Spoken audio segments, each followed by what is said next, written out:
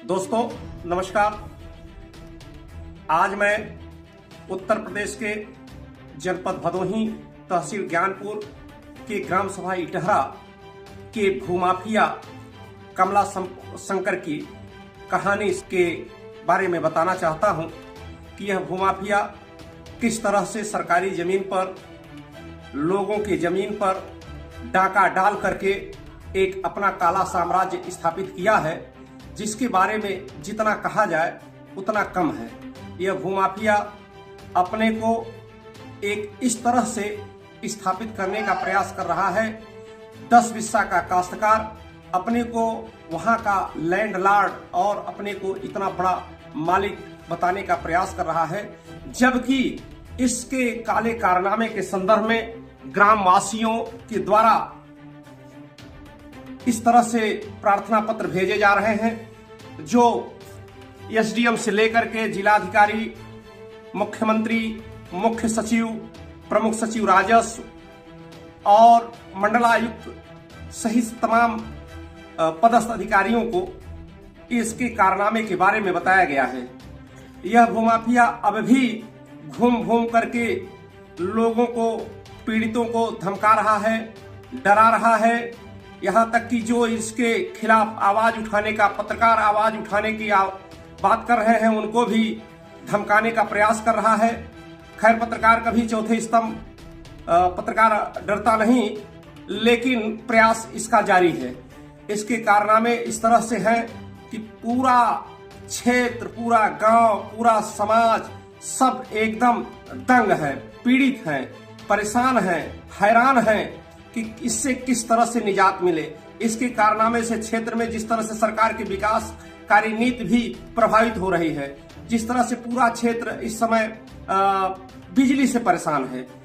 गांव सभा की जमीन छुटी होती तो वहां पावर हाउस बनता, लेकिन ग्राम समाज की जमीन, कन्या पाठशाला की जमीन, खेल कूद के मैदान की जमीन और बच्चों के संदर्भ में खेल कूद के साथ साथ न्याय पंचायत की जमीन को जिस तरह से हड़प करके यह एक काला साम्राज्य स्थापित किया है, जिसके बारे में जितना कहा जाए उतना कम है। और सारे लोगों के यहाँ पीड़ितों के द्वारा प्रार्थना पत्र दिया गया है, जिसके संदर्भ में अब यह देखना है कि ये भूमाफिया के संदर्भ में और सारे कागजात, सारे एविडेंस, सारे साक्ष्य के साथ प्रार्थना पत्र दिया गया है, लेकिन अभी किस कारण से दबा हुआ है यह तो आने वाला समय बताएगा। लेकिन इस भूमाफिया का जो कृत्य है, कुकृत्य है, लोगों के सामने धीरे धीरे आ रहा है।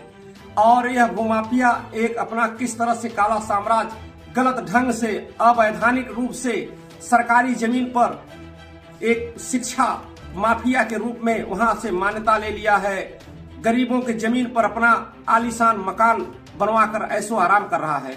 यह भूमाफिया कमला शंकर मिश्रा के तमाम गुर्गे इसके कार्य में सहयोगी हैं, और यह भूमाफिया किसका, इसके ऊपर बर्दाश्त है आम जन में एकदम खुली किताब की तरह लोग जान रहे हैं। लेकिन ये भूमाफिया आज भी पीड़ितों को धमका रहा है, डरवा रहा है कि हमारे खिलाफ कोई भी आवाज उठाएगा तो उसको मैं ऐसा करवा दूंगा, वैसा करवा दूंगा, सारे लोग हमारे साथ में है, हमारा कोई कुछ नहीं कर सकता। ये तो आने वाला समय बताएगा। लेकिन पत्रकारों को भी ये धमकाने का प्रयास कर रहा है। पत्रकार कभी इसके धमकी से डरने वाले नहीं हैं, और पत्रकार इस तरह के जो भी गलत कार्य कर रहे होंगे उसके काले कारनामों को दिखाने का और लोगों तक पहुंचाने का, सरकार तक पहुंचाने का।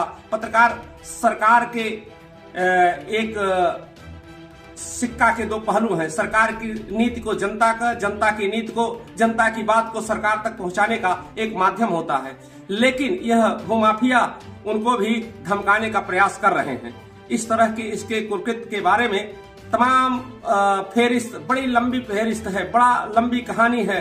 तमाम सैकड़ों लोगों ने प्रार्थना पत्र, ग्राम सभा ने प्रस्ताव भूमाफिया के रूप में पारित किया है, तत्कालीन ग्राम प्रधान के द्वारा पारित हुआ है। इसके बावजूद भी सारे तुम्हारे अभी वार्ता कुछ उच्च अधिकारियों से हुई है, उन्होंने प्रार्थना पत्र मांगा है और गाटा संख्या के बारे में जानकारी लेने का प्रयास किया है। उसको उनके तक पहुंचाने का भी पीड़ितों के द्वारा सहयोग हुआ है, पहुंचाया गया है। अब देखना है क्या होता है, कैसे होता है, इस भूमाफिया से सरकारी जमीन, प्राइवेट जमीन कैसे मुक्त हो पाती है, और ये आने वाला समय बताएगा। लेकिन हम पत्रकार उनके इस काले कारनामे के विरुद्ध आवाज उठाते रहेंगे। जय हिंद, जय भारत।